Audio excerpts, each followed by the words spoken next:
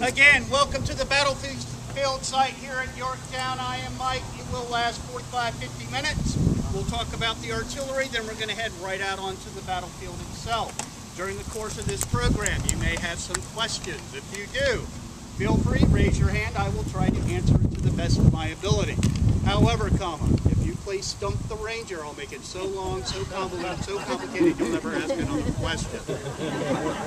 However, we will get back with you. We've got folks working back here pretty much since the end of the siege. So if they don't know the answer, I don't think there is one. Speaking of a siege, it is 1781. What is a siege? I don't think I'd be asking questions. You get it right, you get to come in free tomorrow.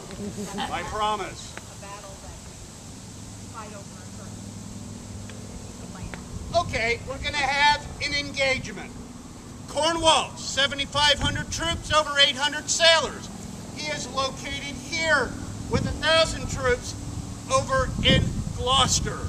You are going to surround him, cut him off. No reinforcements, no resupplies. You hope his water runs out, his food runs out. Sickness and disease start to take over, and he will capitulate. Surround him. In order to help him along with this decision, we're going to pound him to pieces with heavy artillery like Mongo over here. A 24-pounder. Now, why do I call that a 24-pounder? Because it does not weigh 24 pounds. Yes, it does. The weight of that solid iron shot. Hollywood loves this piece. You see it in all the Revolutionary Wars. Are you going to use this piece on a regular Revolutionary War battlefield? It is mounted on a field carriage, so you can tow it across the field, right? But are you going to use it at something like Monmouth or Brandywine or Germantown when they're maneuvering?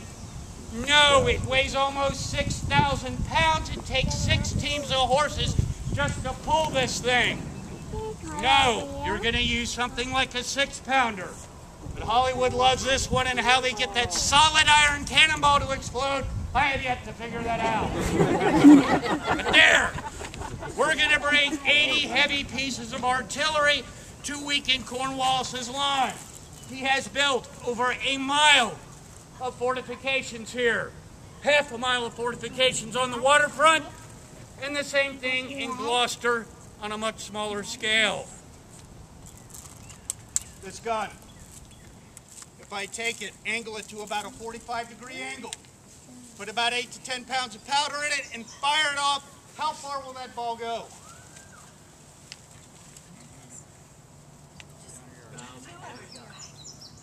About 2¼ miles.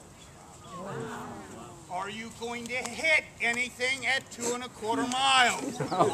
Be advised, we do not have GPS-guided cannonballs in 1781, but it shows you how powerful these weapons are. You can fire at probably an effective range of around 1,600, 1,800 yards or so. Like I said, we're going to bring 80 heavy pieces of artillery, 24-pounders, 16-pounders, that black 18-pounders, 12-pounders, mortars, and howitzers to weaken this position. We bring 80 pieces, right? When we capture Cornwallis's army, we capture 244 pieces of artillery. So why does Cornwallis lose? His own artillery. Because he has very few large pieces of artillery. Small mortars, swivel guns, 3-pounders, 4-pounders, 6-pounders. He has very few large guns. He only has one 24-pounder. That's over in Gloucester. Plus, his guns are spread out on over a mile of fortifications, half a mile of seawalls, and over in Gloucester. So his guns are dispersed. Now, how are we going to weaken his position? That cannonball is going to be used to weaken the earthworks. You hit the top of the earthworks, the dirt comes down, fills in the trenches, exposes the gun position. Hit the guns, possibly the gun crews, the balls will bounce back and carry on back here, hopefully taking out some more of the enemy. Now, that's hopeful. In order to get some of these guys back here, we're also going to use mortars and howitzers. Howitzers, they can fire a solid iron shot, but like the mortar, it's going to fire what we call a bomb, an iron shell full of explosives, mounted with a fuse, loaded up. Some of these bombs weigh over 150 pounds. Into the mortar, light it off. The flames will hopefully ignite that fuse. It will send the bomb up and over. If you think you're safe behind the lines, you are not. It comes down and detonates. The bomb fragments taking you out. Now, I say hopefully, because sometimes that fuse just doesn't light. That is bad. Sometimes you don't put the fuse in correctly. The bomb goes this way, the fuse goes that way. That is also bad. Sometimes you cut the fuse too long. It comes up, it comes over, and it lands in front of you. The fuse is burning. What are you going to do if you're brave and crazy enough? You can pop that fuse out. You can douse it with water, pop your own fuse, and send it right back with love. That's what we're going to use the heavy artillery with. Now, one of the things Cornwallis has to worry about is an infantry assault. If his line is weakened, Cornwallis may see the Americans and French try and take his position. Even though he has small guns, what type of ammunition can he use against an infantry assault? Canister or grape?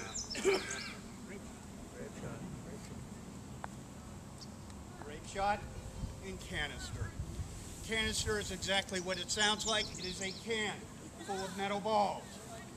You load it into Mongo over here, turns it into a 6,000-pound shotgun.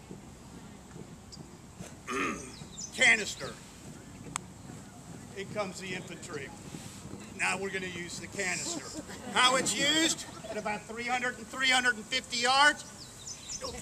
I will aim it at this detachment right here. Fire that out. Those balls will go this way and take out the entire row. Grape shot. Large iron balls grouped around a wooden pinion, sealed in linen and wire.